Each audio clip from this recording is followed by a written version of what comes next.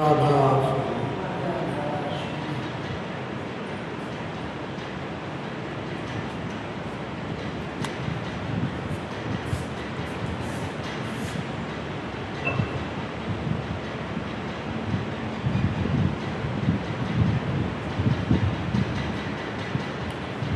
होश न हो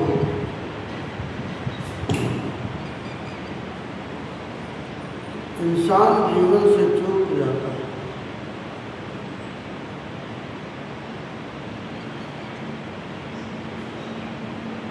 कई भजन अभी गाए हैं,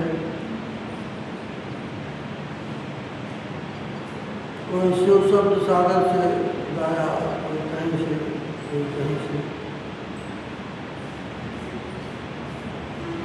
ले आए, याद कर लाए, कंठस्थ किया। चला चली का मेला,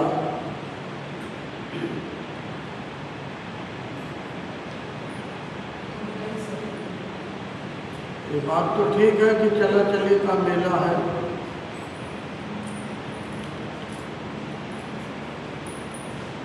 किसको याद रहता है?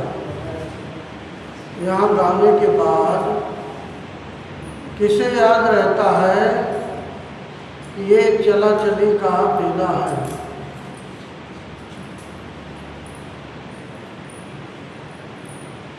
कोई याद नहीं रहता। बस यहाँ सुन लिया, दरवाजे से बाहर गए, फिर अपनी दुनिया में। कौन सी दुनिया में बस रमे जा रहे हो, भागे जा रहे हो, दौड़े जा रहे हो, और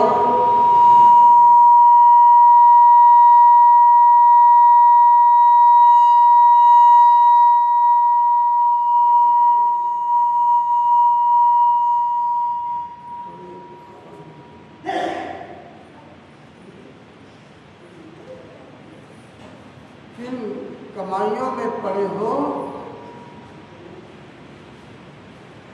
जो मौत जैसी घटना जब आएगी वो सब यहाँ छूटेगा।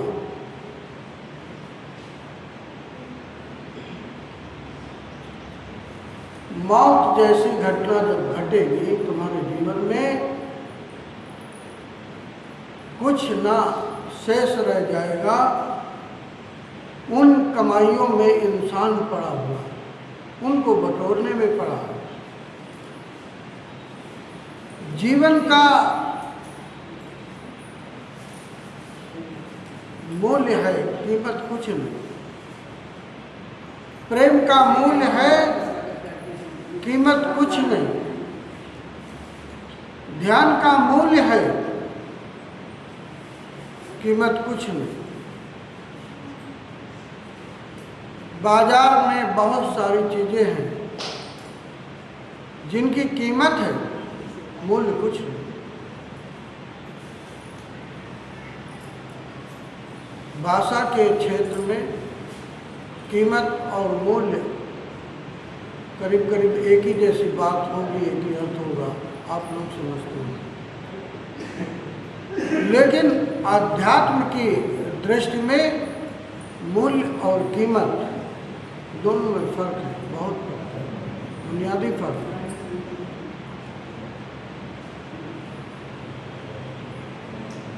जीवन की क्या कीमत है? कुछ चुकाई आपने, लेकिन मूल्य बहुत है।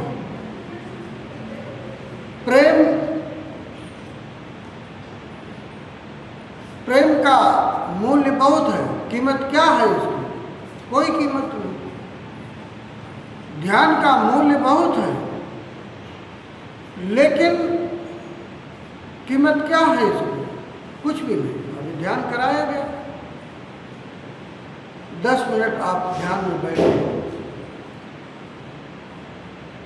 लेकिन इसकी कीमत क्या है? कुछ भी तो नहीं, ध्यान बस कर लिया, लेकिन मूल्य बहुत है। मूल्य इतना है कि आपके जीवन को रूपांतरित कर सकता है।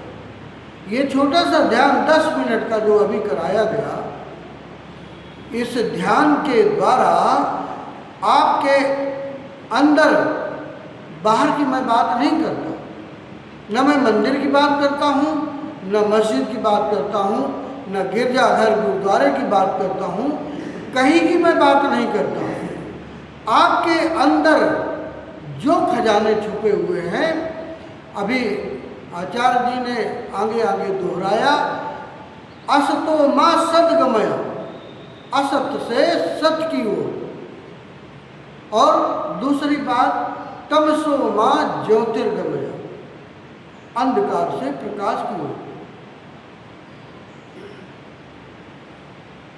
और तीसरी बड़ी अमूल्य बात कही, बहुमूल्य भी नहीं कहा जा सकता, अमूल्य है, इसका कोई मूल्य नहीं, कीमत कोई नहीं, कीमत लगाई नहीं जा सकती। मृत्योर माँ अमृतम गमय, मृत्यु से अमृत की ओर।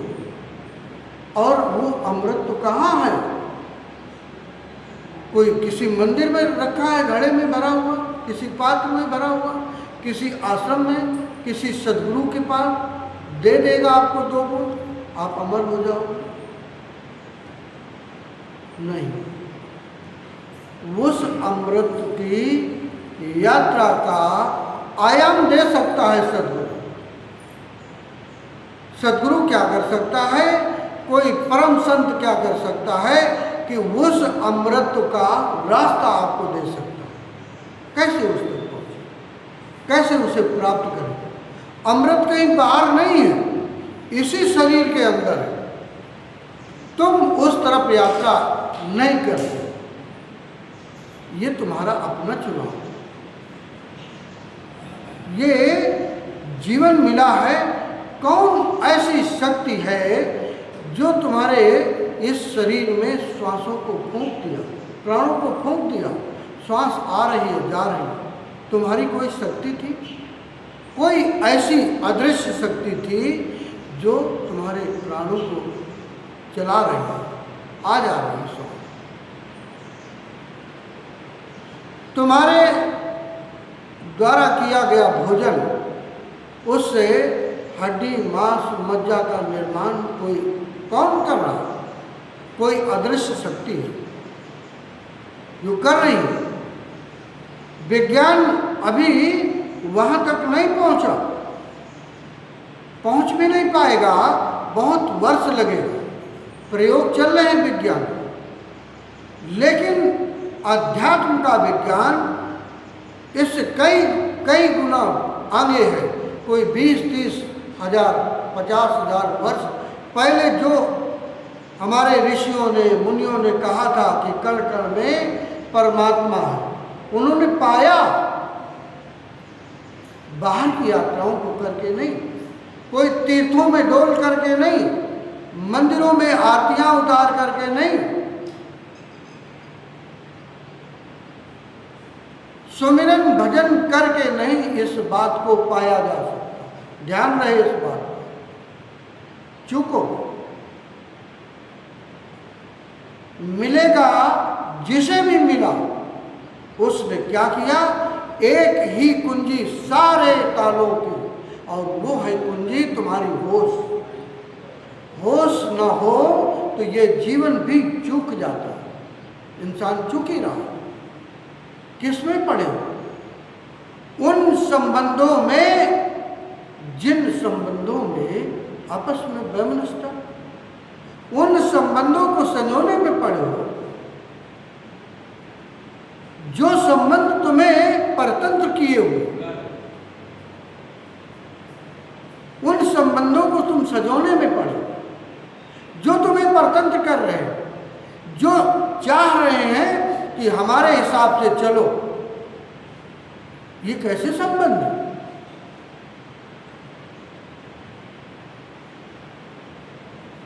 इनमें जी करके तुम क्या करोगे?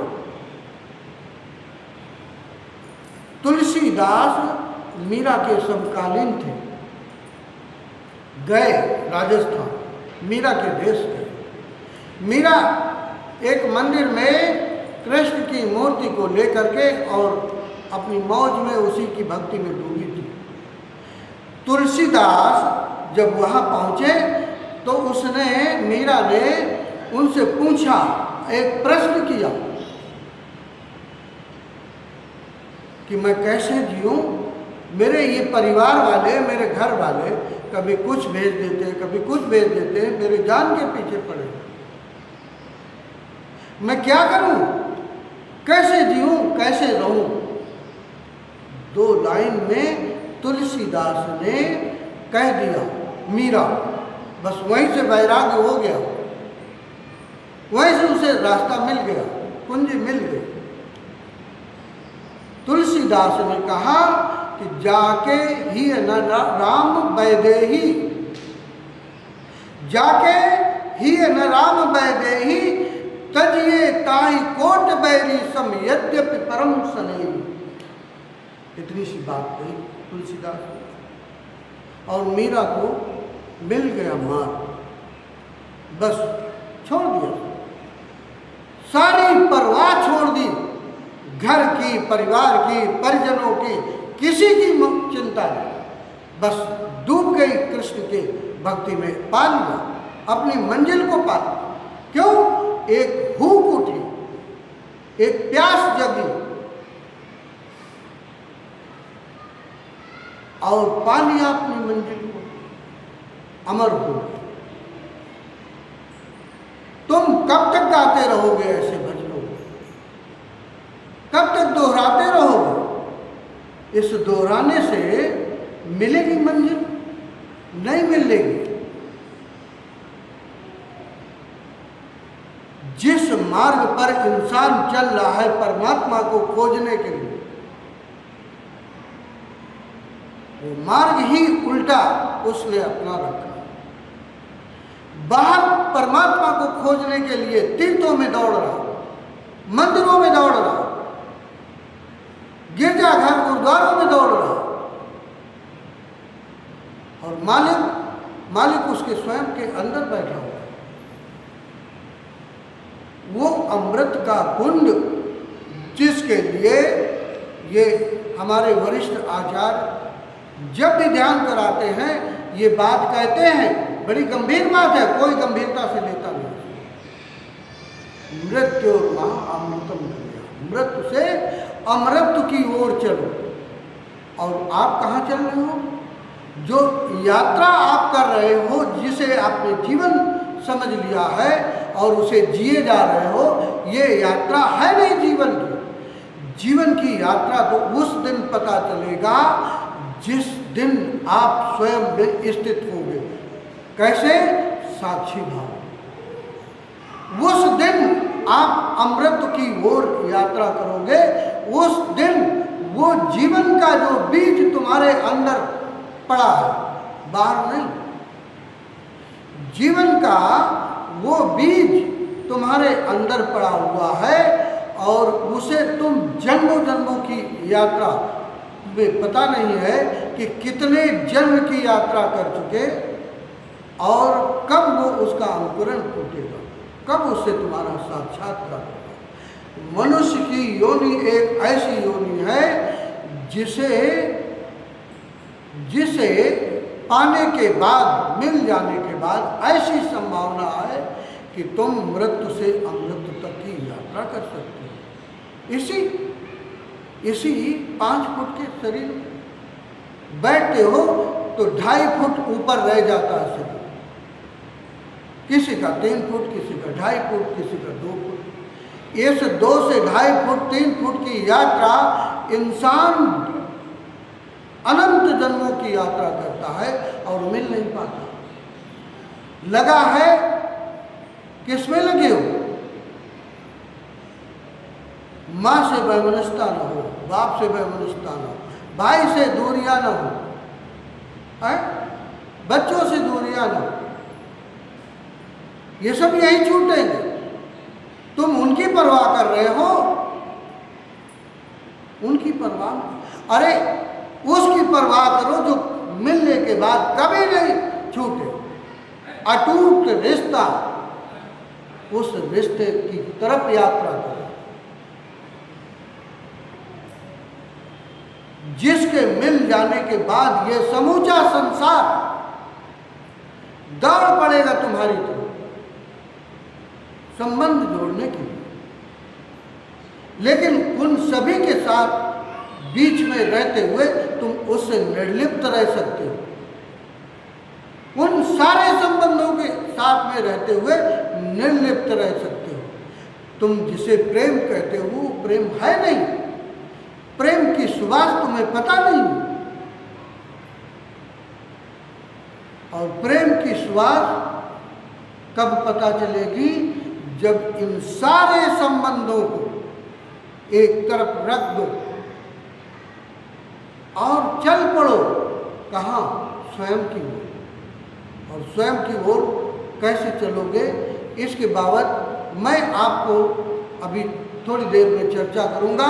उन सूत्रों को आपको दूंगा जिन सूत्रों के द्वारा आप स्वयं पर चल करके, स्वयं के अंदर की यात्रा करके स्वयं को पा सकते हो।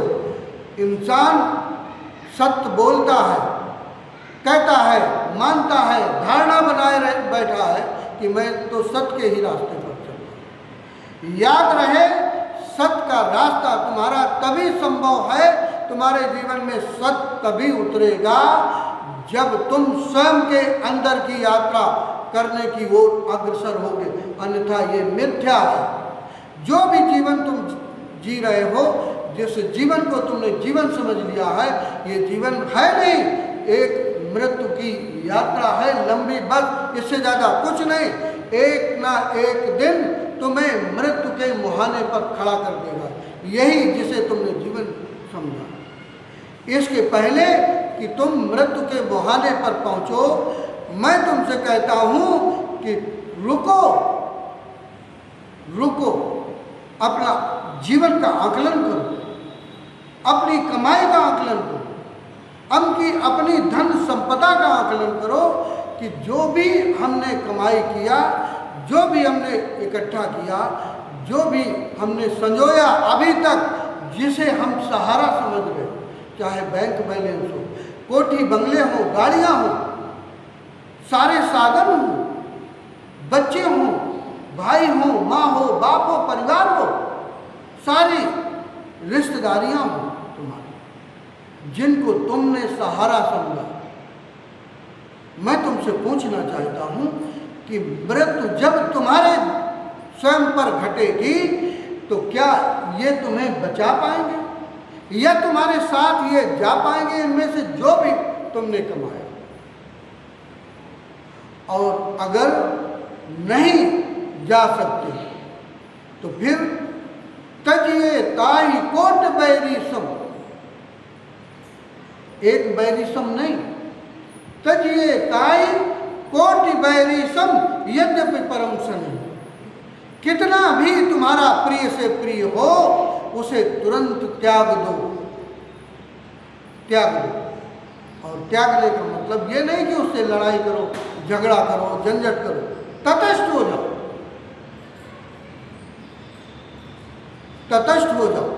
तुम क्या करते हो? द्वैत में डोलता है तुम्हारा मन, या तो मित्रता हुई, या तो प्रेम, और या तो दुश्मनी। दो ही में इंसान का जीवन चल रहा है, या तो किसी से दोस्ती करेगा या तो किसी से दुश्मनी करेगा। एक तीसरी स्थिति तुम्हारे जीवन में बन सकती है, मौजूद है, तुम वहां स्थित नहीं हो पाते, ये तुम्हारी अज्ञानता है। एक तीसरी स्थिति, ना उससे दोस्ती करो, ना उससे दुश्मनी करो, कोई बैर और कोई प्रेम नहीं, तटस्थ रहो, बस इतना ही पर्याप्त है तुम्हारे जीवन में। जैसे ही तुम सारे संबंध जो भी तुमने निर्मित किए, जहां जहां तुम्हें रस मिल रहा, पैसा कमाने में रस मिल रहा, पैसा एकत्र करने में रस मिल रहा, संबंधों को बनाने में रस मिल रहा है, बातों को करके तुम व्यर्थ के जीवन को गंवा रहे हो, उसमें रस मिल रहा है, किसी की प्रशंसा करने में रस मिल रहा है, किसी की बुराई करने में रस मिल रहा है। ये रस ही तो इंसान को भरमा रहा है, और क्या कर रहा है? एक वासना की पूर्ति में इंसान लगता है, और कदाचित उस वासना की, उस मांग की, उस कामना की पूर्ति हो जाए, किसी दर दर पे जाने पर 10 नई कामनाएं खड़ी। कब तक चलेंगी? कब तक चलेगा ये कामनाओं का द्वार भाटा तुम्हारे जीवन में? बंद करो, हो गया वो। एक छोटा सा ध्यान जिसकी कोई कीमत नहीं तुम्हारे जीवन में नई क्रांति घटित कर सकता है। लोग मुझसे पूछते हैं कि ध्यान लगता नहीं, कैसे करें ध्यान? ध्यान लगता नहीं, कैसे करें ध्यान? तो मैं उनसे कह दूं, मैं उन सबको बता दूं कि जब तक तुम्हारे चित्त में, जब तक तुम्हारे मन में कामनाएं रहेगी, ध्यान में तुम्हारा प्रवेश नहीं हो सकता। और बहुत लोगों की धारणाएं हैं, उन्हें दिया गया, उन्हें बताया गया कि कोई ना कोई एक चित्र ले लो अपने इष्ट का, सद्गुरु का, किसी ईश्वर का, किसी भगवान का चित्र लेकर के, फोटो लेकर के बैठो। तो उससे क्या होगा? मन की चंचलता तो तुम्हारी कम होगी, ये ठीक बात है। और मन की चंचलता को कम करने के लिए ही ऐसा कहा जाता है कि जो भी तुम्हारा प्रिय हो, इष्ट हो, तुम्हारा भगवान हो, जिस पर तुम रोज पूजा करते हो, अर्चनाएं करते हो, प्रार्थनाएं करते हो, तो उससे क्या होगा कि मन तो तुम्हारा सदेगा, एकाग्र होगा, चंचलता थोड़ी कम होगी। लेकिन मैं तुमको कह दूं कि उस चित्र को भी तुम्हें त्यागना पड़ेगा, तभी आगे बढ़ सकते हो। ध्यान रहे इस बात का। बहुत लोग इसी पर ध्यान करते हैं, चित्र पर, किसी चित्र पर लगा करके ध्यान करते हैं। वो ध्यान है नहीं। ध्यान में और एकाग्रता में बहुत फर्क है, बुनियादी फर्क है। इसे थोड़ा समझें। जैसे एक टार्च, आप टार्च ले लो और रात के अंधेरे में आप किसी रास्ते पर, मार्ग पे चल रहे हो, तो उस टार्च का फोकस जो है एक सीधी, एक निश्चित जगह पर जाएगा। बाकी जगह में क्या होगा? अंधेरा रहेगा। तुम्हारा जो ध्यान है साकार का, एक चित्र पर या किसी फोटो पर जब भी करते हो ध्यान, वो एक टार्च का फोकस है, एकाग्रता है, एकाग्रता है। और ध्यान क्या है?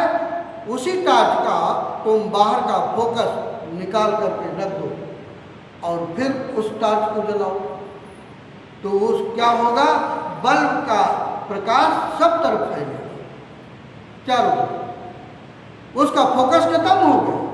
जैसे एक दीपक को तुम जलाओ तो उस दीपक का प्रकाश किसी एक निश्चित दिशा में नहीं जाएगा, सब तरफ, अपने सब तरफ, चारों तरफ फैलेगा। और दीपक में और ध्यान में थोड़ा सा फर्क होता है। ध्यान में कोई पेंदी नहीं, ध्यान में कोई तली नहीं, तलहटी नहीं। कहते हैं ना लोग कि दिया तले अंधेरा। ध्यान में कोई तलहटी नहीं होती है, इसलिए उसका प्रकाश सब तरफ एक जैसा होता है। ध्यान उसका नाम। ध्यान का मतलब तुम बंद आंख करके बैठे और 90 डिग्री पर जब अपनी रीढ़ की हड्डी को करोगे तो क्या होगा कि तुम्हारी ये जो 2 नाड़ियां हैं तुम्हारे रीढ़ की हड्डी में, मूलाधार से और सहस्त्रार तक गति करती हैं, जिनका नाम है इड़ा और पिंगला। ये दोनों नाड़ियां समभाव में चलने लगती हैं। क्या होता है?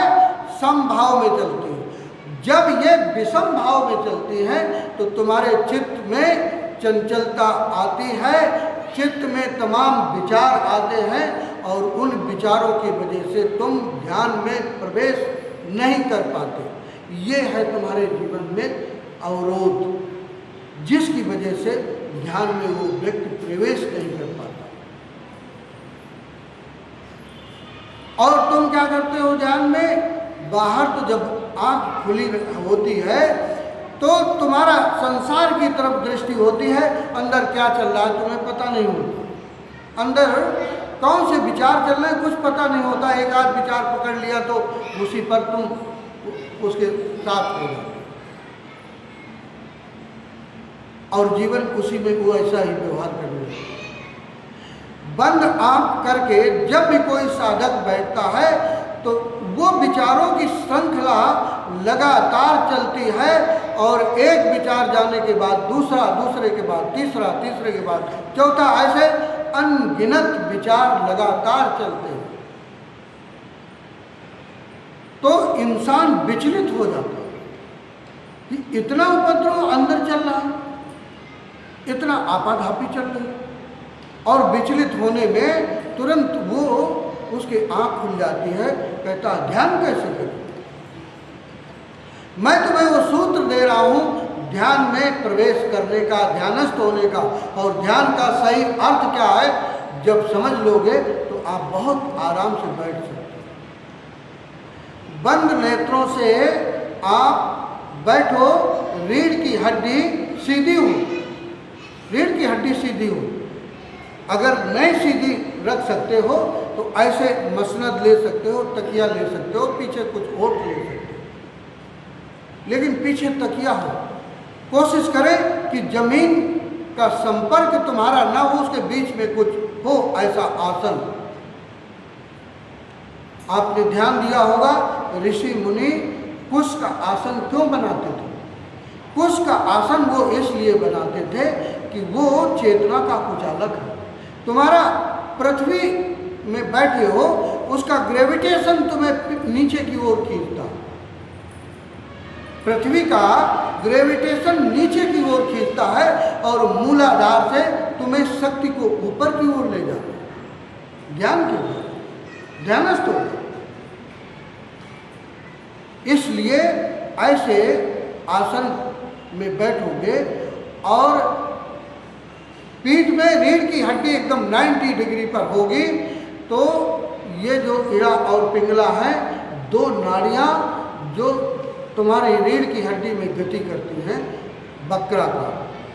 तो अभी क्या होता है कि जब तुम झुके हुए बैठे हो, या आगे की तरफ झुके हो या पीछे की तरफ झुके हो, सीधे नहीं बैठ पाते, तो उसमें क्या होगा कि तुम्हारी एक नाड़ी गति करेगी, चाहे इड़ा नाड़ी गति करे या पिंगला नाड़ी गति करे, और दोनों की सम भाव में न चल पाने के कारण वो जो सुषुम्ना नाड़ी है, वो नाड़ी तुम्हारी गति नहीं कर पाती, वो वहीं पर सोई हुई है और सोई रहती है तुम्हारे जन्म पर्यंत, पूरे जीवन पर्यंत।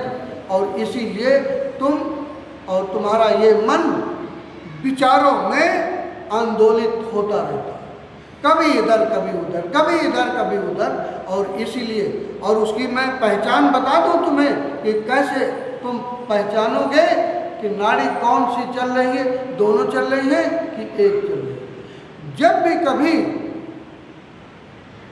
भी कभी एक नाड़ी तुम्हारे जीवन में चल रही होगी, तो उसको पहचानने का तरीका ये है कि तुम आती जाती अपनी श्वास पर ध्यान दोगे तो एक स्वर चल रहा होगा, या तो दायां स्वर चल रहा होगा या तो बायां स्वर चल रहा होगा। दोनों स्वर तुम्हारे नहीं एक साथ चले, और दोनों स्वर चल सकते हैं। दोनों स्वर कब चलेंगे? जब इड़ा और पिंगला दोनों नाड़ियां में संतुलन हो। संतुलन होते ही तुम्हारे जीवन में क्या होगा और तुम कैसे पहचानोगे उन दोनों नाड़ियों को? दोनों नासिका से बराबर श्वास आएगी और जाएगी एक साथ। इन्हीं दोनों नासिका के स्वरों से एक साथ श्वास अंदर जाएगी प्राणवायु और एक साथ बाहर आएगी। और ये अगर जीवन में तुम कर पाओ, इतना ही कर पाओ कि उन दो नाड़ियों में संतुलन स्थापित कर पाओ, तो तीसरी नाड़ी की गति होगी, वो है सुषुम्ना। और वो सुषुम्ना नाड़ी की गति तुम्हारी रीढ़ की हड्डी में ठीक बीचों बीच ऊपर की ओर गति करेगी, ऊपर की ओर गति करेगी। और गति करने पर क्या होगा कि तुम्हारा होश सधने लगे, होश सधने लगेगा। न तुम काम वासना से बाहर जा पाते हो, न क्रोध की वासना से तुम बाहर जा पाते हो, न वैमनस्यता, ईर्ष्या, द्वेष, जितने भी ये तुम्हारे अंदर स्थित हैं, जिनके द्वारा तुम पाप कर्मों में संलिप्त हो जाते हो, ये उनसे तुम पार नहीं पा पाते। तुम 1000 बार कसमें खाते हो कि हम क्रोध नहीं करेंगे, हम काम में नहीं उतरेंगे, इससे शक्ति का क्षय होता है। लेकिन फिर आज पश्चाताप किया, कल फिर वही पर खड़े। मैं तुमसे नहीं कहता कि तुम काम वासना को त्यागो, मैं तुमसे नहीं कहता कि क्रोध को त्यागो, मैं तुमसे नहीं कहता कि ईर्ष्या, द्वेष, वैमनस्यता को कुछ भी मत त्यागो। केवल और केवल ये काम करो कि 1 घंटे के लिए सुबह समय निकालो, उठते ही अपनी दैनिक क्रियाओं को करने के पहले, जिनको ये शिकायत है कि हमें गृहस्थ जीवन में समय नहीं मिल पाता, 1 घंटा पहले उठ जाओ, 1 घंटा पहले उठ जाओ। 6 बजे उठते हो, 5 बजे उठ जाओ। 5 बजे उठते हो, अपने कामों को करने लगते हो तो 4 बजे उठ जाओ। 1 घंटा अपने लिए निकालो, बाकी 23 घंटे संसार के। 1 घंटा अपने लिए निकालो और इन 2 नाड़ियों में संतुलन बनाने की लगातार कोशिश करो। एक दिन तुम्हारे जीवन में आएगा कि ये 2 नाड़ियाँ पूरे समभाव में चलेंगी, और समभाव में चलेंगी तो क्या होगा कि वो जो मूलाधार पर जठनेंद्रिय और गुदाद्वार के बीच में जो सेंटर है, जितनी जगह है, उसके ठीक मध्य में स्थूल शरीर में ढूंढोगे शल्य क्रिया से तो न मिलेगा। ये कोई इस शरीर के, तुम्हारे इस शरीर के अंदर 5-6 शरीर और हैं, 6 शरीर और विद्यमान है, उनका तुम्हें कुछ पता नहीं। इसी स्थूल शरीर में जन्मते हो और मर करके चले जाते हो। इसके ठीक अंदर 6 और शरीर है। सूक्ष्म शरीर दूसरा शरीर है, जिसका दूसरा नाम विद्युत शरीर है, विद्युत शरीर। और वो जिन चक्रों की मैं तुमसे बात करता हूँ, वो तीसरे शरीर के बाद पार 4थे शरीर में जब प्रवेश करोगे तब तुम्हें उसका एहसास होगा। तो वो दूर की बात है। मैं तुमसे साधारण सी बात कहता हूँ कि ध्यान में जब भी बैठो तो सीधे हो करके बैठो, और जैसे सीधे बैठोगे और श्वास के साथ अंदर जाओ, श्वास के साथ बाहर आओ, बस इतना काम। कुछ दिनों के बाद तुम श्वास के साथ न बाहर जाओ न अंदर आओ, केवल उसे देखो, साक्षी भाव से अंदर जाती हुई श्वास को देखो और बाहर आती हुई श्वास को देखो। तुम दृष्टा होगा, तुम साक्षी भाव होगा, बस ये है ध्यान। और जैसे ही तुम साक्षी भाव में स्थित होगे, वैसे ही तुम निराकार हो जाओगे, निराकार में तुम्हारा प्रवेश हो जाएगा। बस उन 2 नाड़ियों में जैसे ही तुम्हारा संतुलन सधेगा, तीसरी नाड़ी जो सुषुम्ना नाड़ी है, और यही एक नाड़ी है जो आवागमन के पार ले जाती है। ध्यान रहे, एक शरीर में 101 नाड़ियां हैं, उनमें 100 नाड़ियां तुम्हें आगे की जन्म की ओर ले जाती हैं यात्रा में, और एक नाड़ी है जो सुषुम्ना नाड़ी है, वो तुम्हें आवागमन से मुक्त करती है। और मुक्त तुम कैसे होगे, उसके लिए तुम्हें ये छोटा सा आयाम अभी आचार्य जी ने कराया 10 मिनट का, इसे समय बढ़ाओ, 1 घंटे बैठो। थोड़े दिन मन तुम्हारा नहीं लगेगा, परेशान करेगा तुम्हें, तो उसे थोड़ा सा समझाओ और उसको पीछे छोड़ दो। बस तुम्हें बैठना है, 1 घंटे बैठना है, बस 1 घंटे बैठना है। कुछ दिन तुम्हें मन ले जाएगा बाहर, बार बार बार बार 10 मिनट में सैकड़ों बार बाहर गया होगा, तो 1 घंटे तो दूर की बात है। बस जैसे ही 90 डिग्री पर तुम्हारा शरीर होगा और श्वास के साथ तुम आते जाते यात्रा शुरू करोगे, कोई ध्यान नहीं, कोई पूजा नहीं, कोई सुमिरन नहीं, कोई किसी चित्र पर ध्यान नहीं, बस ये काम करोगे तो इसमें संतुलन सधेगा। किसमें? इड़ा और पिंगला में। तो तुम्हारे जीवन में एक और क्रांति घटित हो, और वो क्रांति घटित होगी जो विचारों की श्रृंखला लगातार चलती है तुम्हारे चित्त पर।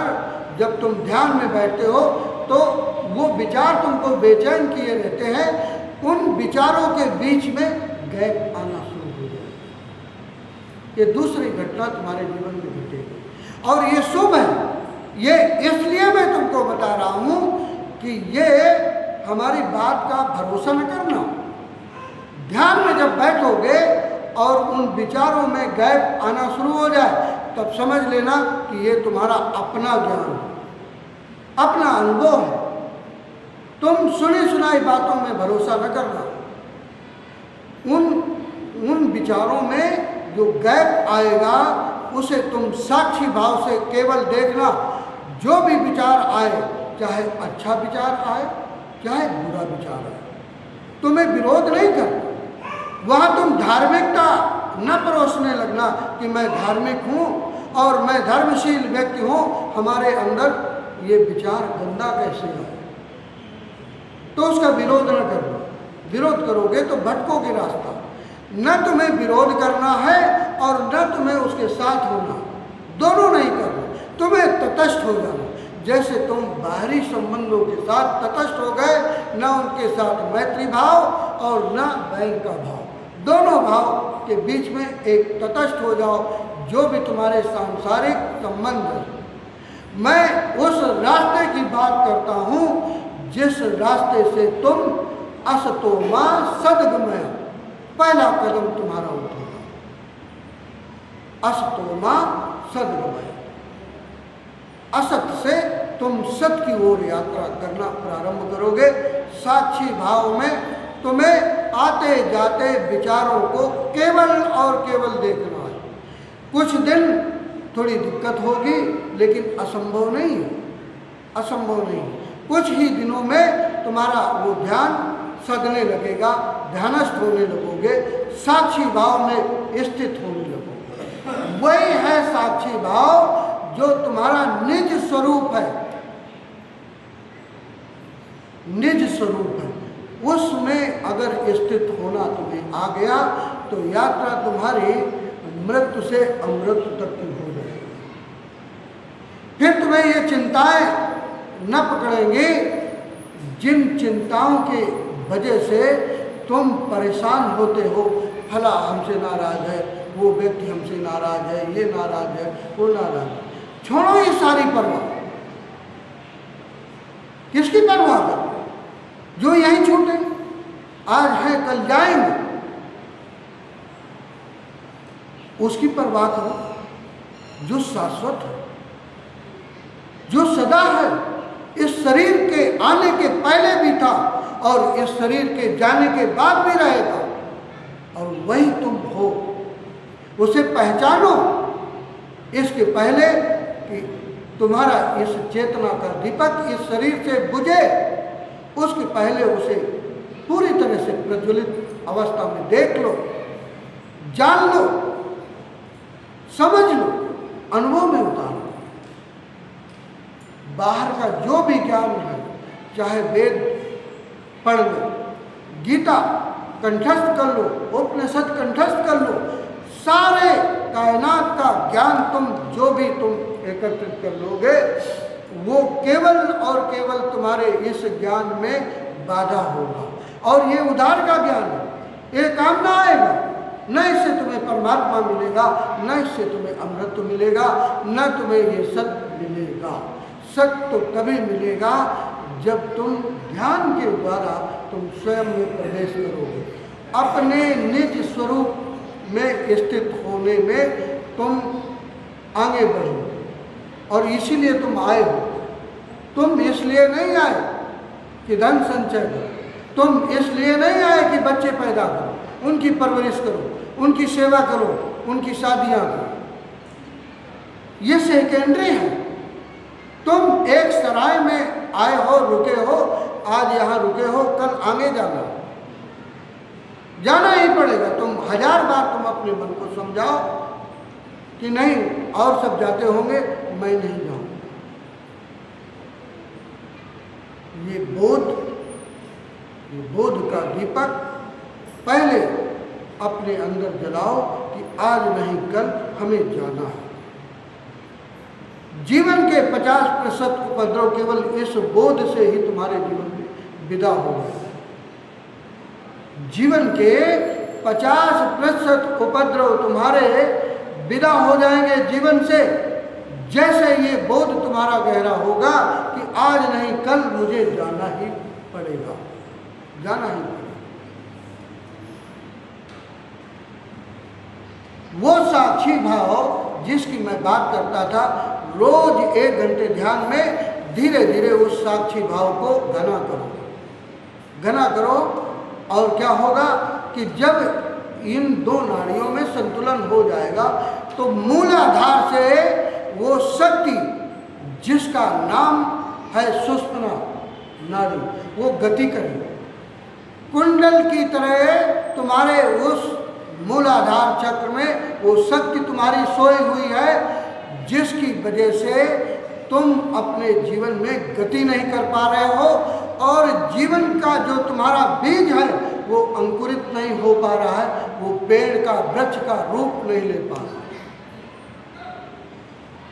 किसी छोटे से आम के बीज को ले, गुठली को, इस समय सीजन चल रहा है,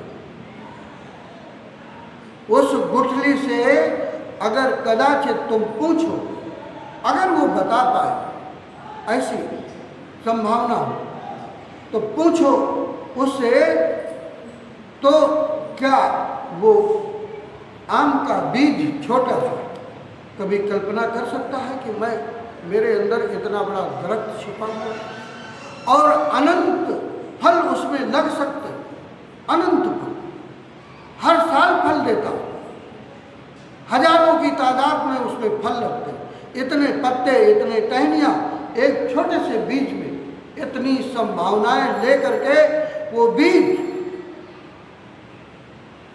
अभी पृथ्वी पर पड़ा हुआ, और उसी बीज को तुम जमीन में रोप दो और उसका अंकुरण फूटे, धीरे धीरे उसकी परवरिश करो, और धीरे धीरे जब वो वृक्ष बड़ा होगा उसमें फूल आने लगेंगे, बौड़ आने लगेगी, फिर उसमें फल आने लगेंगे। अब उस कदाचित वो वृक्ष उस बीज को पूछे तो वो बता पाएगा? नहीं बता पाएगा। ठीक इसी तरह तुम्हारा जीवन है, जीवन रूपी वो जो बीज है तुम्हारे अंदर पड़ा हुआ,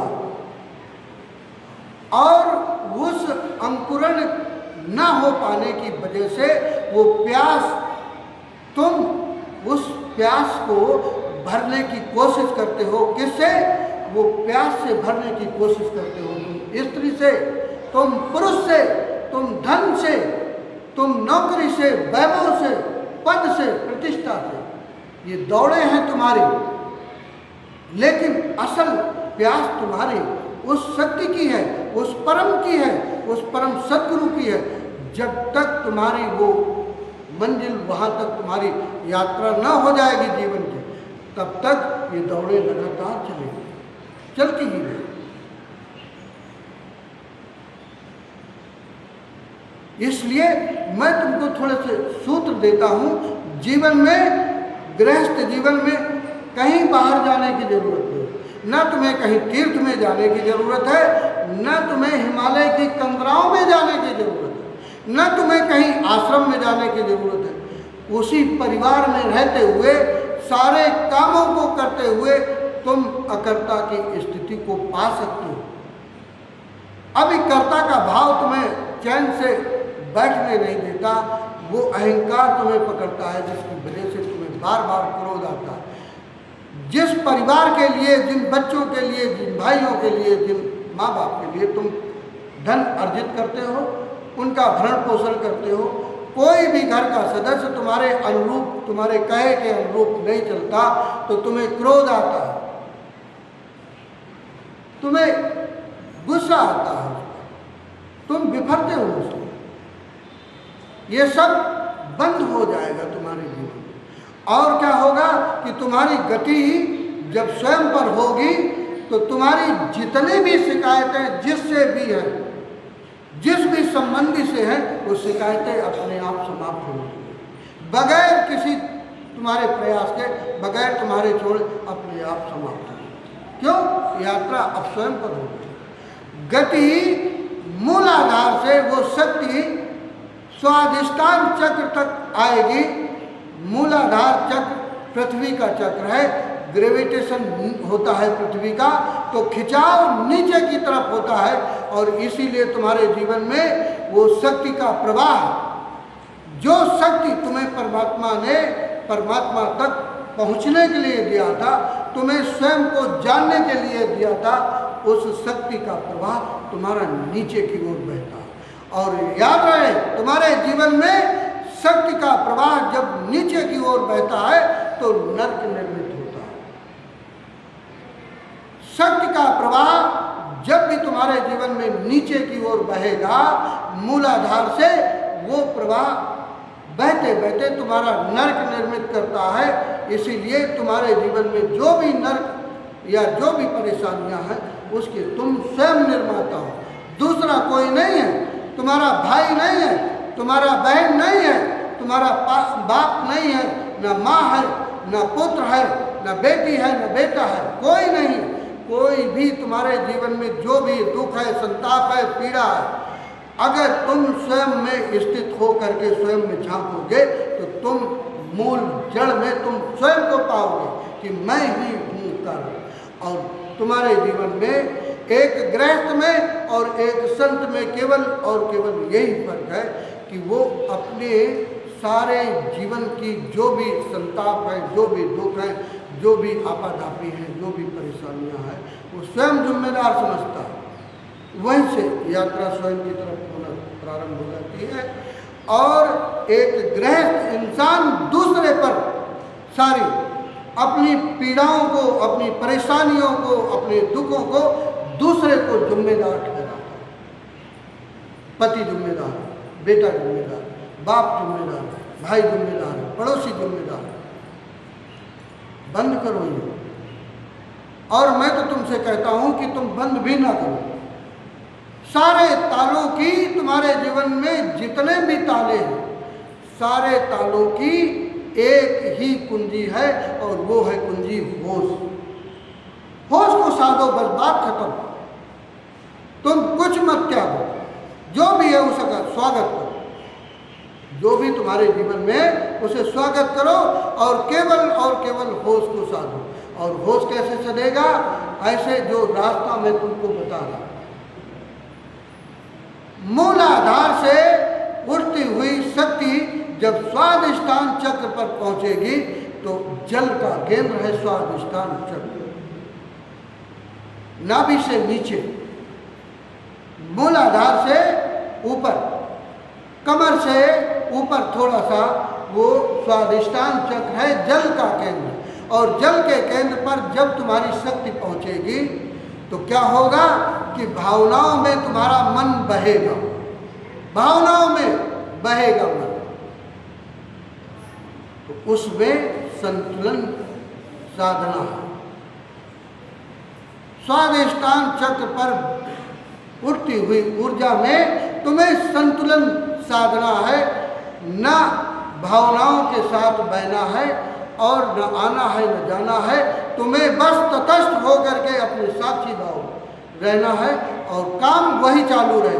श्वास आती जाती श्वास को साक्षी भाव से देखोगे और जैसे जैसे ये गति सुषुम्ना नाड़ी ऊपर की ओर करेगी तो तीसरा केंद्र तुम्हारे शरीर में, इसी शरीर में है और वो केंद्र है अग्नि का केंद्र है, जिसका नाम मणिपुर चक्र। पीछे भी मैंने कई बार बताया है। वो मणिपुर चक्र अग्नि का केंद्र है। मणिपुर चक्र तक, तीसरे केंद्र तक तुम्हें परिश्रम करना पड़ेगा अधिक।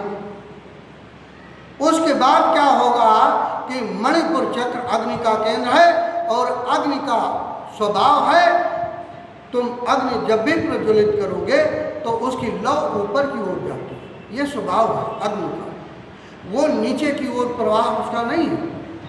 तो जब तुम्हारी ऊर्जा मूलाधार चक्र से उठ करके ऊपर की ओर जब तीसरे केंद्र पर मणिपुर चक्र तक आएगी तो क्या होगा कि अग्नि का प्रवाह है ऊपर की ओर उठना प्रारंभ होगा और काम का, क्रोध का वहीं पर तुम्हारा क्षरण होगा, दग्ध होगा। ये तो रोज तुम क्रोध को प्रयास करते हो ना, पश्चाताप करते हो क्रोध हो जाने के बाद। यही क्रोध जैसे ही ये ऊर्जा मणिपुर चक्र तक पहुंचेगी, उस चक्र में पहुंचने के बाद क्रोध तुम्हारा करुणा का रूप ले लेगा। करुणा, जिसे भी तुम्हारा ये आंखें देखेंगी किसी दुख में, किसी पीड़ा में, किसी परेशानी में, तो तुम्हारा हृदय करुणा से भर जाएगा।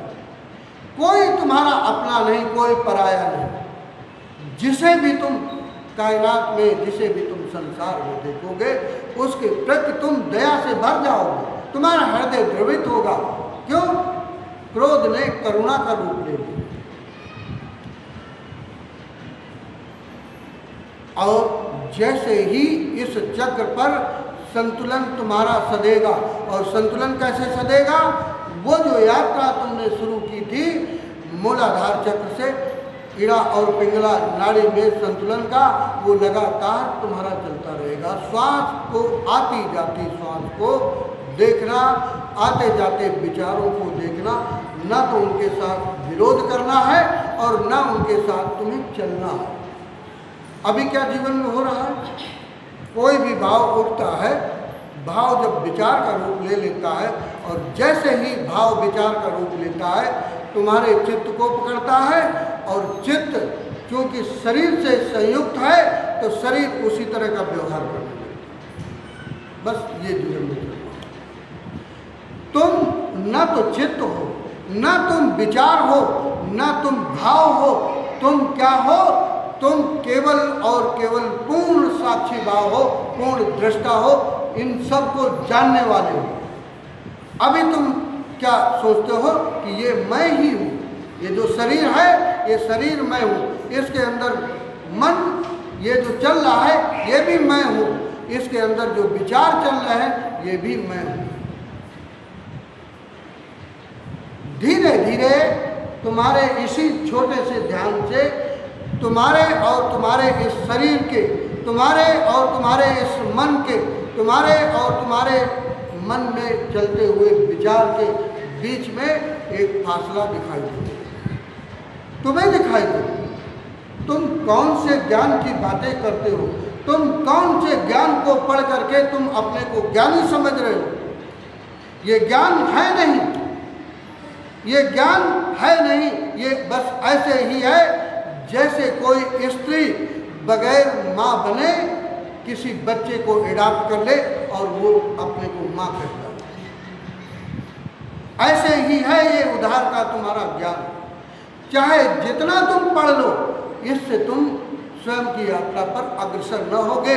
परमात्मा के बाबत जान लेना और परमात्मा को जानना बहुत फर्क है, बहुत बड़ा फर्क है। तुम आए हो परमात्मा को जानने, परमात्मा के बाबत नहीं। परमात्मा के बाबत तुम जान सकते हो दूसरे से सुन करके,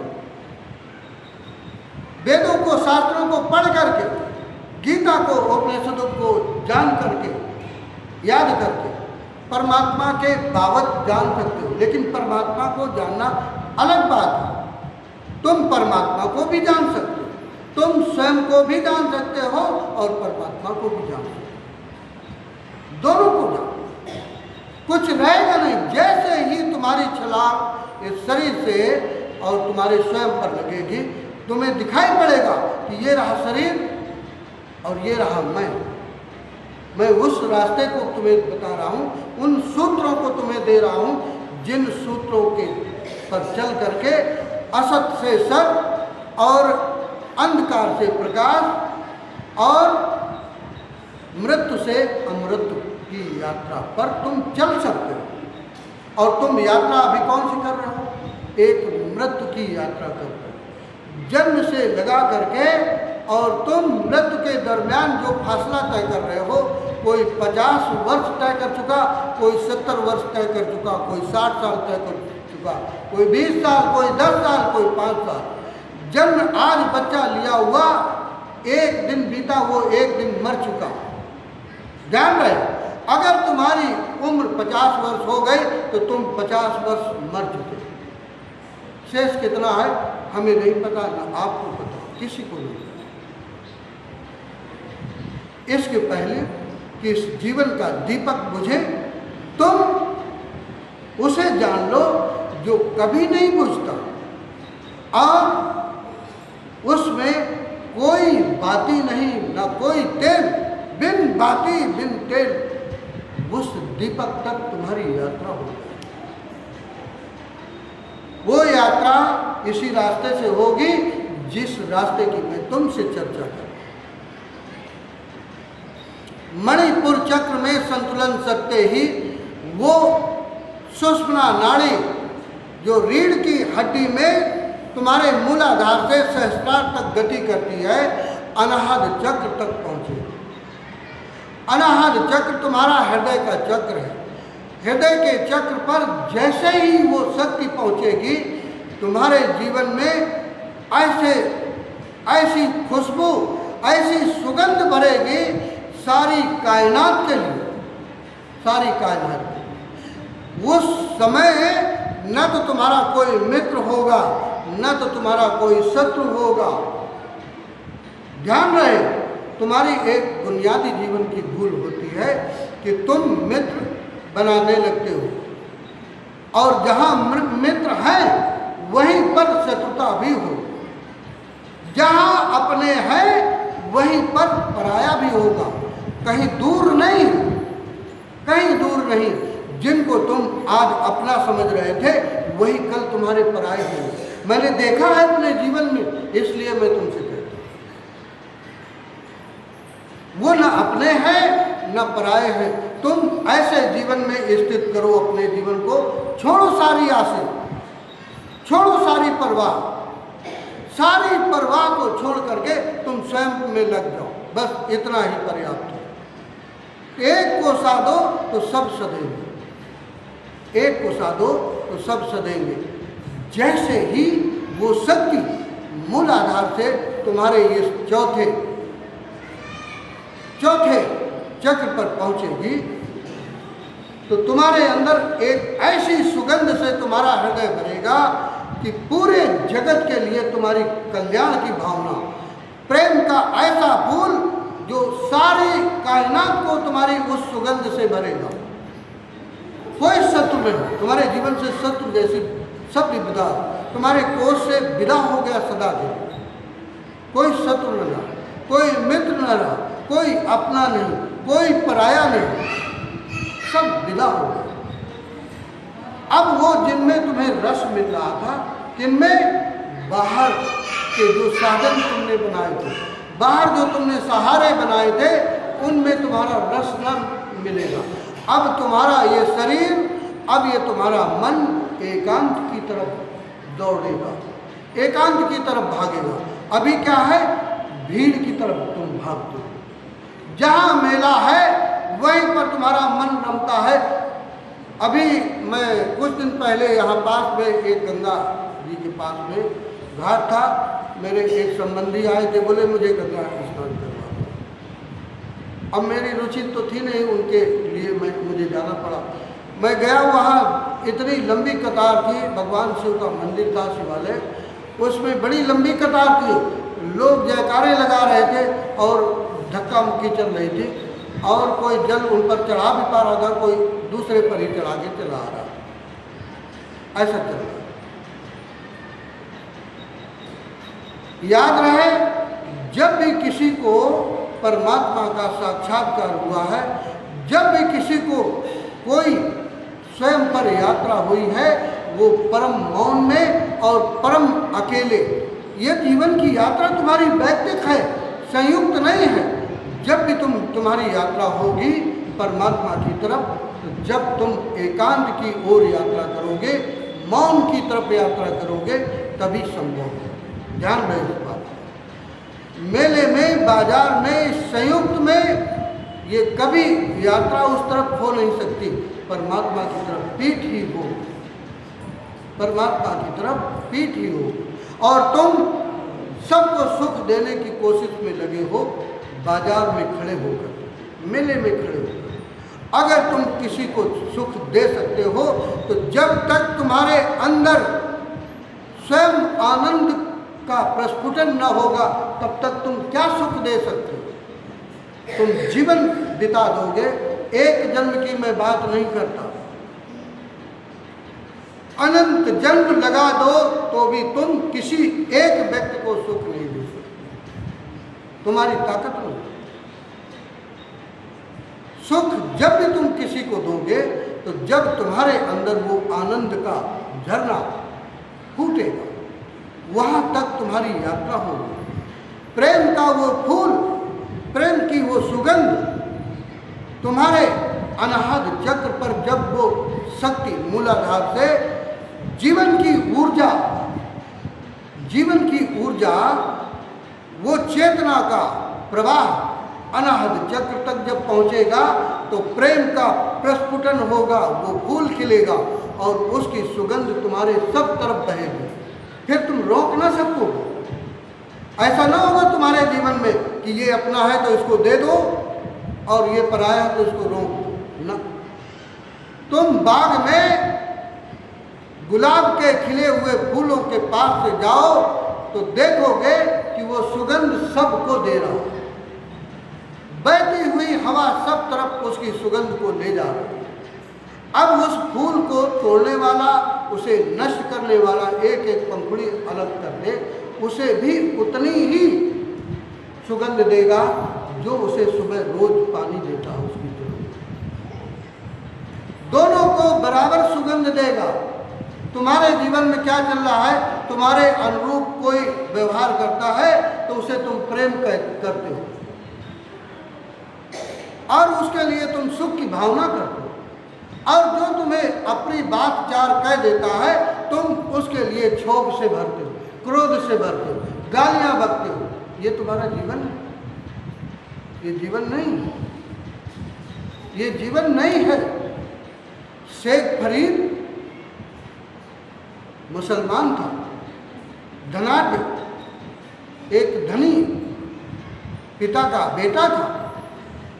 एक बार जंगल में जाता है शिकार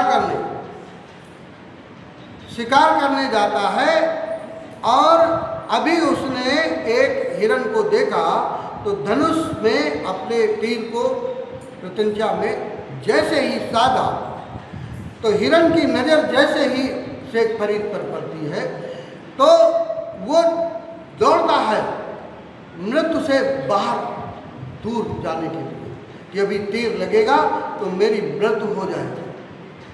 दौड़ता है और इधर शेख फरीद उसके पीछे दौड़ता है, और क्या होता है कि अचानक शेख फरीद के अंतरतम में एक बिजली सी कौंधती है, और बिजली सी कौंधते ही वो प्रेम से भरता है शेख फरीद, और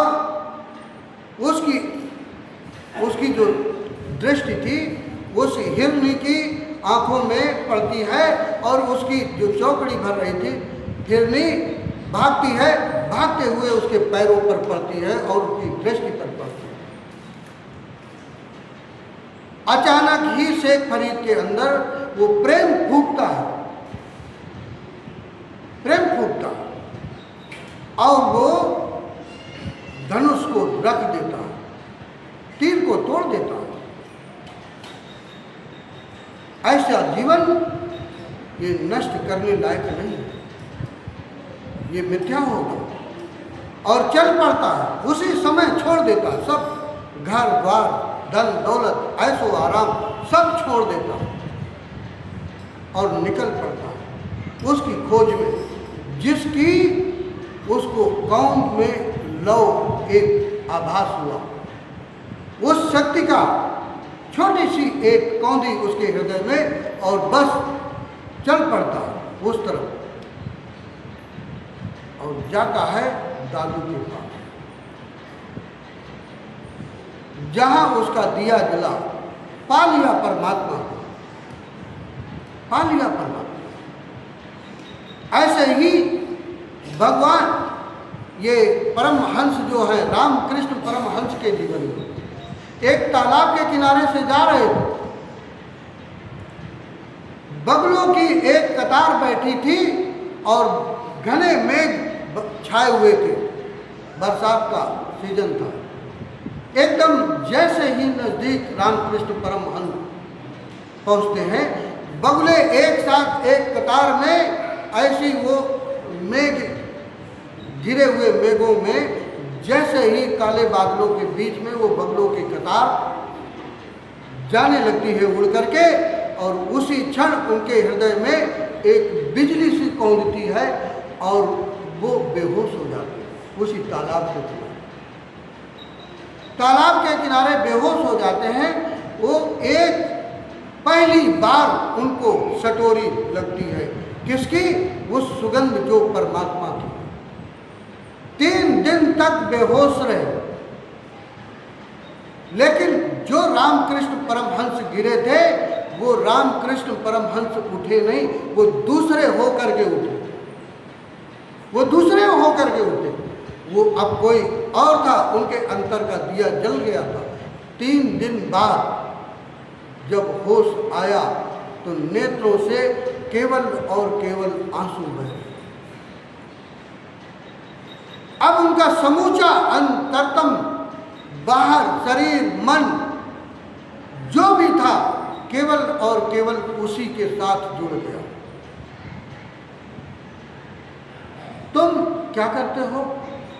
परमात्मा को पाना चाहते हो? कोई आधे घंटे की आरती उतार करते, 10 मिनट की आरती उतार करते? इतना सस्ता है सदगुरु, इतना सस्ता है परमात्मा? न मिलेगा।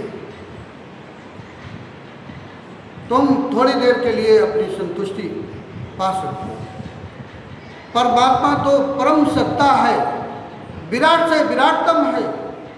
उसको पाने के लिए तुम्हें बहुत श्रम करना पड़ेगा।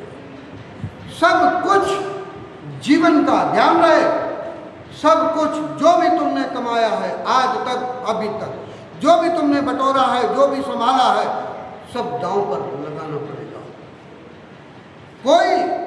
कोई ऐसा व्यक्ति जिसके अंतरतम में सब कुछ त्यागने की भावना आ जाए, उस दिन उसके कदम उस तरफ चलेंगे। किस तरफ? जो सदगुरु की ओर ले जाते हैं, परमात्मा की तरफ ले जाते हैं। एक पल्ले में तुम्हारी सारी कमाई, सारे कायनात का वैभव, सब कुछ एक पल्ले में, और एक पल्ले में परमात्मा। जिस दिन तुम उसको चुनोगे, परमात्मा को सारा दांव पर लगाना पड़ेगा, तभी उस तरफ यात्रा हो, उसके पहले नहीं। ध्यान रहे इस बात का। उस दिन पहला कदम उठेगा। अनाहत चक्र पर जब तुम्हारी वो ऊर्जा आएगी, तुम्हारे जीवन में ऐसी सुगंध प्रेम की फैलेगी, उस दिन से तुम्हारे जीवन में जो भी मांगे हैं, जो भी कामनाएं हैं, जो भी वासनाएं हैं, एक तरफ गिर जाएंगी सिरे से, कोई शेष न रहेगा। ध्यान रहे, प्रेम की परिभाषा है, प्रेम का अर्थ है, अगर किसी के भी जीवन में है प्रेम, तो प्रेम बंटना चाहता है, प्रेम फैलना चाहता है।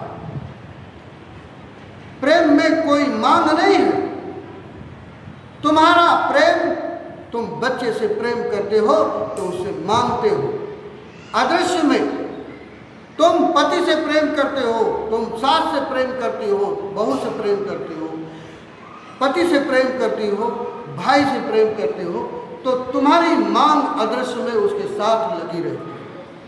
यहाँ तक कि तुम मंदिर में आरतियाँ उतारने जाते हो तो भी एक मांग तुम्हारे अंदर चल रही होती है। ये खाक तुम्हारी पूजा है, 2 कौड़ी की पूजा है, व्यर्थ की पूजा है, कुछ न मिले। जो कुछ भी पूर्ति कदाचित तुम्हारे जीवन में हो जाती है तो वो मंदिर में बैठी हुई मूर्ति की वजह से नहीं होती, तुम्हारे विश्वास की वजह से। वो विश्वास अगर घना है तो तुम्हारी पूर्ति हो जाएगी भौतिक, और कुछ नहीं। ये बस यही कीमिया, यही एक रहस्य है। प्रेम का प्रस्फुटन अनहद चक्र पर जब ऊर्जा पहुंचेगी मूलाधार से, तो उस समय तुम सारे जगत को प्रेम दे सकते हो। इतनी शक्ति तुम्हारे अंदर आ जाएगी। अक्षय पात्र तुम्हारा ये खुलेगा, ये हृदय का चक्र अक्षय पात्र हो जाएगा। तुम जितना प्रेम बांटोगे उतना ही और बढ़ेगा और बढ़ेगा और बढ़ेगा। ऐसे हृदय, ऐसी शक्तियों का समावेश तुम्हारे इसी शरीर में। आज तुम दर दर पर मांगने वाले बने घूम रहे हो, भिखमंगे बने घूम रहे हो, कल देने वाले हो सकते हो। उन शक्तियों को जागरूक करो, उस तरफ यात्रा करो। कब तक उस मौत की तरफ यात्रा पर तुम चलते रहो? अनहद चक्र पर संतुलन आते ही ये ऊर्जा और ऊपर की चक्र की ओर बढ़ेगी। विशुद्ध चक्र, विशुद्ध चक्र ये ग्रीवा तुम्हारी गर्दन का चक्र है। ये जहाँ से तुम्हारा ये शब्द, विचार, भाव जो भी है वाणी के रूप में, शब्द के रूप में बाहर आते हैं, जिसे तुम समझते हो। ये विशुद्ध चक्र में वो ऊर्जा जब प्रवेश करेगी तो तुम्हारी वाणी में सत उतरेगा, तुम्हारी वाणी में सत उतरेगा और तुम्हारे जीवन में कभी असत भाषण नहीं होगा। ध्यान रहे, असतो मां सद्गमया। 5 चक्र तुमने यात्रा कर ली। स्वादिष्टान, मूलाधार, स्वादिष्टान, मणिपुर, अनाहत, 5वां चक्र विशुद्ध चक्र। विशुद्ध चक्र तक जब तुम्हारे जीवन की वो ऊर्जा आएगी तब तुम्हारे जीवन में सत उतरेगा। ध्यान रहे, तुम्हारी दृष्टि से झूठ होता है, तुम्हारे व्यवहार में झूठ होता है, तुम्हारी वाणी में झूठ होता है, तुम्हारे हर चीज में एक एक क्षण तुम झूठ का व्यवहार करते हो और परोसते हो कि हम बहुत सत्यवादी हैं। विशुद्ध चक्र में जब ऊर्जा आएगी तब तुम्हारे जीवन में सत्य उतरेगा। ध्यान रहे, और क्या होगा? विशुद्ध चक्र में जब ऊर्जा तुम्हारी जीवन की आएगी तो तुम्हारी वाणी में मधुरता आएगी और उन शब्दों में एक ऐसा आकर्षण होगा कि जो भी तुम बोलोगे लोग खींचे चले आएंगे, लोग खींचे चले आएंगे, तुम्हारी तरफ आकर्षित होंगे। तुम्हें किसी को बुलाने की जरूरत नहीं, तुम 1000 प्रयास करते हो, लोग आते हैं चले जाते हैं, लोगों को तुम प्रेम देने की कोशिश करते हो, फिर भी वो रोस्ट होकर के चले जाते। छोड़ो ये सारी परवाह, छोड़ो ये सारी परवाह। तजिए ताहि कोटि बैरी सम यद्यपि परम सने।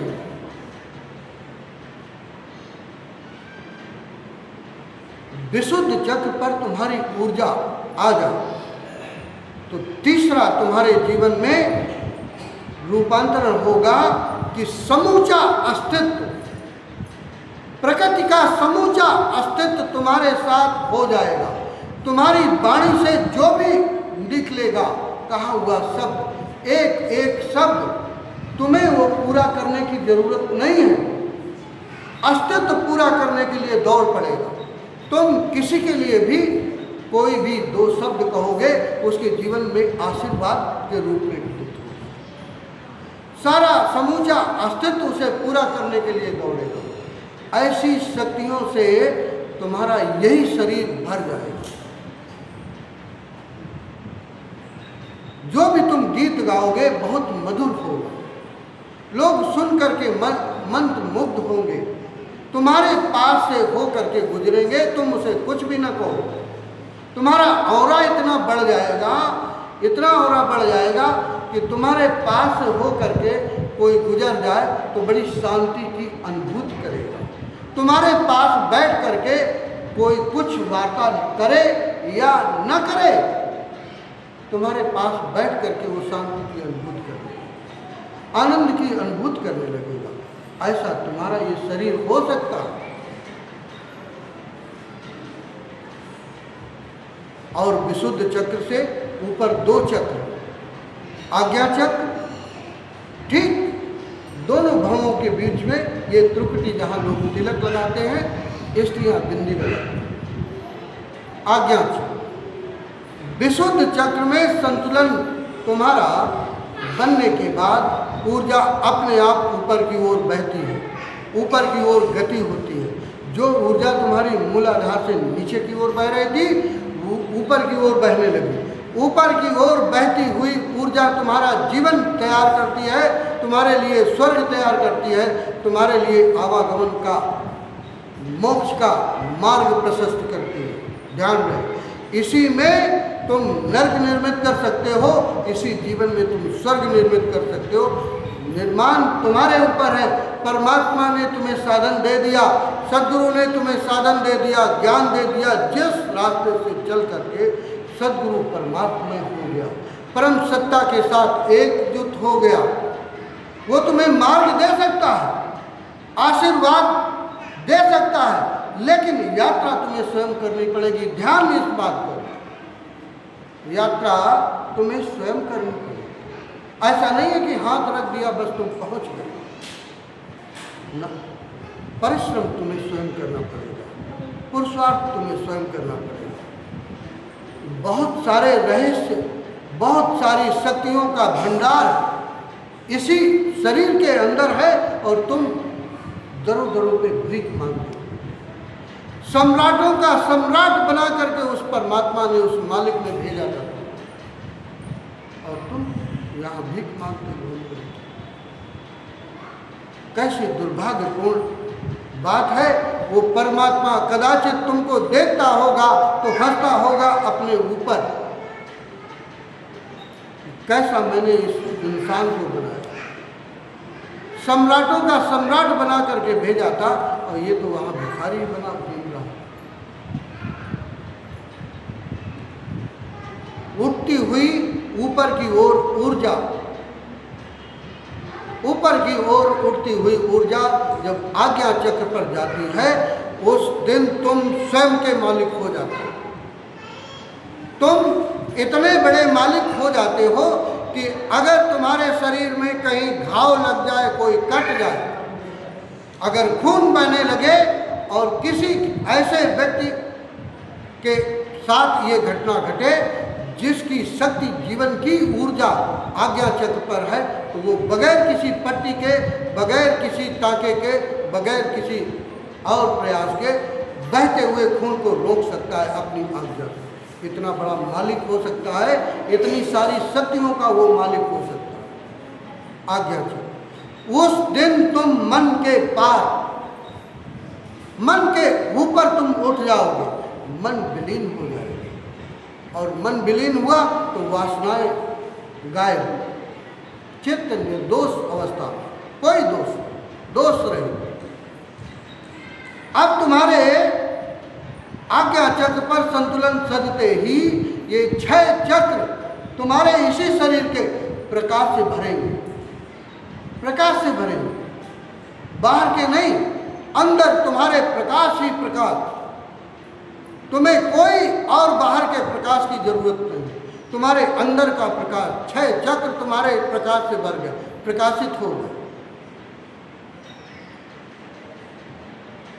और क्या घटना घटेगी, बहुत लोग उससे यहीं से गिरते हैं, बहुत लोग यहीं से गिर जाते हैं। क्यों? क्योंकि उनका ध्यान पूरा दूसरे को प्रभावित करने के लिए लगा होता है। हमारे सामने वाला हमसे कैसे प्रभावित हो वो काम हम कर लें, वो हमारे अंदर शक्ति आ जाए। तो आज्ञा चक्र पर जब तुम्हारी शक्ति आ जाती है तो तुम्हारे अंदर वो शक्तियाँ जिनका नाम रिद्धि और सिद्धि है वो तुम्हारे अंदर जाग जाती हैं। रिद्धि सिद्धि तुम्हारे अंदर ऐसी शक्तियाँ आ जाती हैं कि जो तुम कहोगे वो घटेगा, वो निश्चित होगा। लेकिन उनका दुरुपयोग अगर करोगे तो शक्ति क्षय होगी। ध्यान रहे इसका। वो मंजिल नहीं है तुम्हारी, उसमें अटकना नहीं है, वहाँ रुकना नहीं है,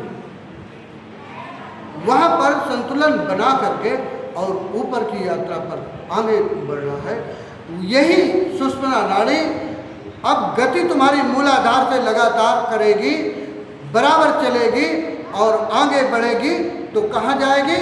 ये सहस्रार जो 7वां चक्र है तुम्हारे इस शरीर का, चौथे या 5वें शरीर में जब तुम यात्रा करोगे तो ये तुम्हें स्पष्ट दिखाई पड़ेगा। इस शरीर के अंदर 6 और शरीर हैं। एक एक शरीर की मैं बात तुमसे करूंगा जब भी मुझे कभी समय मिलेगा। एक एक शरीर और प्रत्येक शरीर का काम क्या है, प्रत्येक शरीर में तुम्हारा प्रवेश कैसे होगा और उस शरीर में प्रवेश होने पर तुम्हें अनुभव क्या क्या होंगे, इनकी बात मैं एक एक शरीर की एक एक चर्चा पर मैं करूँगा विस्तार से। ऐसा नहीं है तुम्हें नहीं पता, तुम्हें केवल और केवल इस स्थूल शरीर का पता।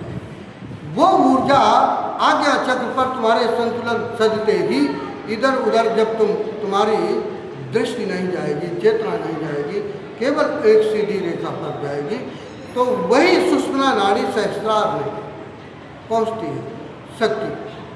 और जब वो शक्ति वहाँ पहुँचती है तो वो तुम्हारा 1000 दल वाला कमल, ऐसा लोगों ने कहा है, मुझे तो नहीं पता, लेकिन वो फूल वहाँ खिलता है। उस समय तुम्हें ये पता चलता है कि ये रहा मैं और ये रहा शरीर, ये रहा मैं और ये रहा शरीर। उस दिन तुम्हारे शरीर का एक एक अंग कट जाए, तुम्हें दर्द का पता नहीं है। उस दिन शरीर का एक एक अंग कटे, तुम्हें दर्द का एहसास न होगा, क्योंकि तुम्हारे और तुम्हारे शरीर के बीच का फासला काफ़ी बड़ा हो गया। तुमने देख लिया कि ये रहा मैं और ये रहा शरीर। शरीर मरता है और मैं तो शाश्वत हूँ। उस शाश्वत का स्वाद तुम्हें पहली बार तुम्हें मिलेगा, उस परम सत्ता। और जैसे ही शाश्वत का स्वाद मिलेगा, परमात्मा तुमसे दूर नहीं है। मृत्युर्मा अमृतम गमया, ये वो स्थान है, वो मंजिल है, वो यात्रा है। ये यात्रा तुम्हारी बाहर की न होगी। बाहर जाओगे तो द्वैत ही द्वैत है। द्वैत से अद्वैत की ओर यात्रा करना है तो तुम्हें स्वयं में चलना पड़ेगा। छोड़ो सारे रिश्तों को, छोड़ो सारे साधनों को, छोड़ो सारे परिवार को और स्वयं पर यात्रा। और छोड़ने का मतलब ये नहीं है कि तुम घर से बाहर भाग खड़े हो। छोड़ने का मतलब ये नहीं है कि तुम पति को छोड़ दो, पति को छोड़ दो, बच्चों को छोड़ दो ना। उन्हीं के बीच में छूटना हो जाए तुम्हारा, उन्हीं के बीच में रहते हुए तुम उससे न्यारे रहो। तुम वही, लेकिन उससे न्यारे रहो। बस इतना ही। भगवान महावीर को पिताजी का देहांत हुआ, दाह संस्कार हुआ, लौट के आए तो चूंकि विरक्ति में थे, एक राजा के बेटे थे, उनका इसमें सब ध्यान नहीं था। उनके बड़े भाई राजपाट संभालते थे, वो तो कोई दूसरी यात्रा पर थे।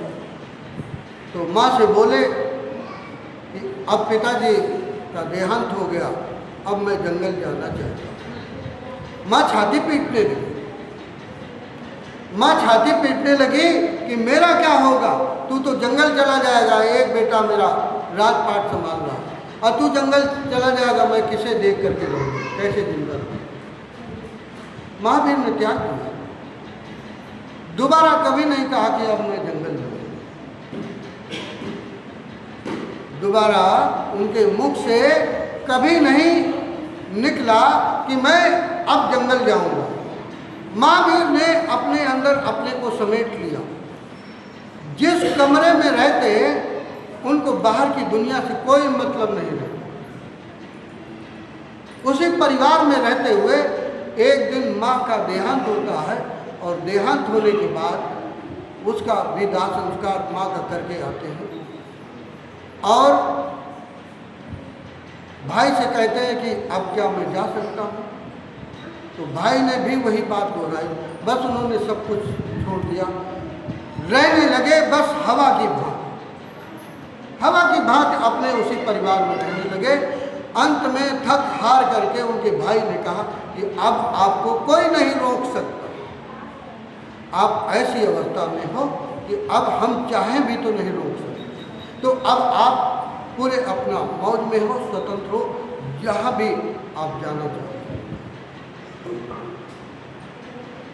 आप परिवार में रह करके उन्हीं बच्चों के साथ, उन्हीं परिजनों के साथ में रहते हुए स्वयं की और यात्रा में अग्रसर हो, और उस तरफ यात्रा करो जिस यात्रा पर एक दिन वो मंजिल मिले जिस मंजिल के मिलने के बाद मृत्यु जैसा भय तुम्हारे जीवन से सदा के लिए विदा हो गया।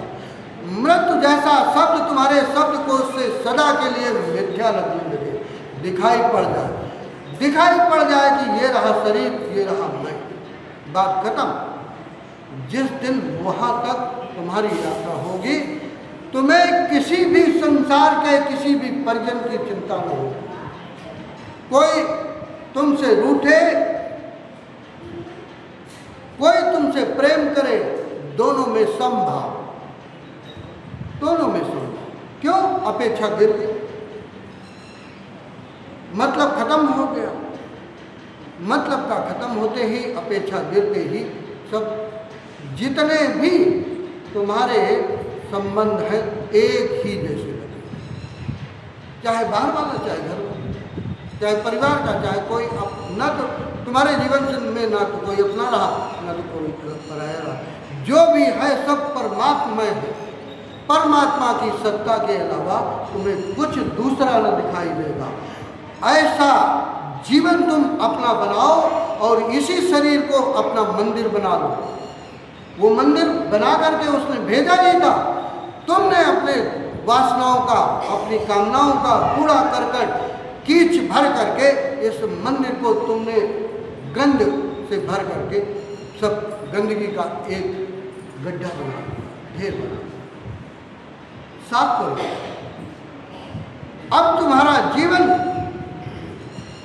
तुम्हारा ये जीवन पूरी तरह साधना ही हो गया, ध्यान में हो गया,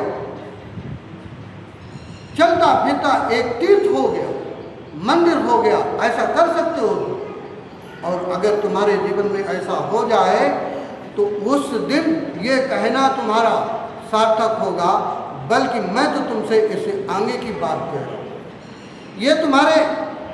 ये वही लोग कहते हैं जो लोग बस कह करके समाप्त हो जाते हैं, आगे बढ़ते हैं। तुम्हें दिखाई पड़ेगा, तुम्हें ये दिखाई पड़ेगा कि असतो माँ सद्गमय, ये तो मेरा जीवन है। तमसो माँ ज्योतिर्गमय, मेरे अंदर का टिबिट खत्म हो गया, प्रकाश ही प्रकाश। एक कमरे में कोई प्रकाश न हो रहा हो, कब तक? जब तक ट्यूबलाइट या बल्ब न जलाए। और ट्यूबलाइट का स्विच ऑन कर दिया, ट्यूबलाइट जल गई, तो प्रकाश ही प्रकाश है, तो फिर अंधकार का क्या काम? नेत्रहीन व्यक्ति दरवाजे को खोजेगा, लेकिन जिसके नेत्र हैं, जिसको दृष्टि मिल गई, उसे दरवाजा पूछने की जरूरत पड़ेगी कि दरवाजा कहाँ है, वो स्वयं देखेगा और निकल जाएगा। ऐसा ही तुम्हारा ये जीवन है, तुम इस तरह से यात्रा कर सकते हो, और यात्रा करते करते एक दिन मौत का भी तुम अतिक्रमण कर सकते हो। इसके पहले कि तुम्हारे जीवन में मौत जैसी घटना घटे, मौत का भय सदा के लिए विदा हो जाएगा। और क्या होगा? जिस दिन तुम इस मनुष्य की योनि में रहते हुए ये कर पाने में सक्षम होगे, तो क्या होगा? अगला जन्म जिस माँ की कोख में तुम्हारा ये विद्युत शरीर प्रवेश करेगा, ध्यान रहे, ये अगला जीवन की यात्रा जब भी किसी माँ की कोख में ये विद्युत शरीर तुम्हारा, स्थूल शरीर तो मरेगा, विद्युत शरीर तुम्हारे सारे कर्मों का हिसाब किताब लेकर के आगे की जीवन की यात्रा में बढ़ता है। तो वो विद्युत शरीर किसी ऐसी माँ की कोख में जन्म न लेगा। क्यों? आत्मा श्रेष्ठ हो गई, आत्मा धुल करके निष्कलंक हो गई, निष्कलंक। तो अब वो एक नॉर्मल कोख को नहीं चुन सकता, कोई विशेष माँ की कोख में वो तुम्हारा विद्युत शरीर प्रवेश करेगा, समय लग सकता है, क्योंकि ऐसी माँओं की कोख अब नहीं है। कौशल्या जैसी, यशोदा जैसी, देवकी जैसी माँओं की कोख अब जल्दी न मिलेगी, जिसमें परमात्मा की चेतना है। तो समय लग सकता है, लेकिन प्रवेश ऐसी ही कोख में होगा और जागृत जीवन होगा। तुम्हारा जन्म जागे हुए होगा, एक एक पल तुम्हारी अपनी माँ की कोख में कितनी पीड़ाओं को तुमने सहा, वो सब कुछ तुम्हें याद होगा। फिर वो जो जीवन होगा, समूचा जीवन जागृत अवस्था में होगा, होश से भरा हुआ होगा। और उसके बाद अगली जो मृत्यु होगी, एक एक क्षण मृत्यु को तुम बीतते हुए देख सकते हो। उसके बाद काम समाप्त, आवागमन की यात्रा का काम समाप्त हो गया, और उसके बाद दोबारा फिर जन्म लेने की जरूरत पड़ेगी। ये जन्म के चक्र से, इस काल के चक्र से तुम सदा के लिए विदा हो सकते हो। मृत्योर्मा अमृतम रमया, उस समय वो तुम्हारा चक्र पूरा हुआ, मृत्यु से अमृत की ओर सतत शाश्वत सत्ता में तुम्हारा प्रवेश होगा, काम खत्म। ऐसा इस जीवन में उन सारी शक्तियों को जो कभी बुद्ध के शरीर में, महावीर के शरीर में, जीसस के, क्राइस्ट के, दाता के शून्य रूपी काया में अभी परम सद्गुरु अभी है विद्यमान। 2 मार्च सन 1965 को संबुद्ध हो गए थे, इस शरीर में रहते हुए उस मंजिल को पा गए थे जिस मंजिल की बात मैंने तुमसे की, जिस मंजिल की बात मैंने तुमसे की, वो पा चुके थे। जगत कल्याण की वजह से अभी शरीर में है। ऐसी सत्ता को यहाँ बैठा हुआ जो भी अमीर हो, गरीब हो, छोटा हो, बड़ा हो, पढ़ा हो, अनपढ़ हो, निरक्षर हो, कोई इसके लिए ये बाधा न होगा। सारे शरीरों में वो सारी उतनी शक्तियों को लेकर के हर प्राणी यहाँ मनुष्य के रूप में जो भी आया है विद्यमान मौजूद है। वो सारी शक्तियाँ, उनको जागृत करो और अपनी मंजिल की ओर रखो। आज इतना ही।